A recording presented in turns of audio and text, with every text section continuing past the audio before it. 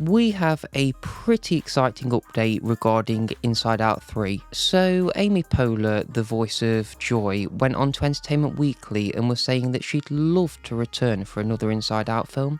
I think a lot of the general public just assume that animated films are done really quickly because they're not live action, which really isn't the case. Take Liger for example. I'm not saying every film is stop motion, but a stop motion animated film takes roughly 5 years to make probably. And even like Pixar films and Disney films, they take 3 to 4 years normally, sometimes even 5 years. I think Frozen 2 took around that to make. Look at what they're doing over in the Spider-Verse films. We were supposed to get Beyond the Spider-Verse in 2024, but they had to slow down production because of the reports that came out where they were overworking the animators. What I'm saying by all this is that, yeah, I do think we're going to get a third Inside Out. It's pretty much a guarantee with how well the second film did, but I think we are going to have to be a little bit patient for it. I think a realistic time frame for expecting the third one to come out is around 2029 to 2030. I know that seems quite far off, but when we think about it, we know a lot of the Pixar films coming out soon. We know that we've got to get through Elio, Toy Story 5, Hoppers, and Incredibles 3. That does realistically take us up to about 2029 to 2030, so we have got quite a long time to wait.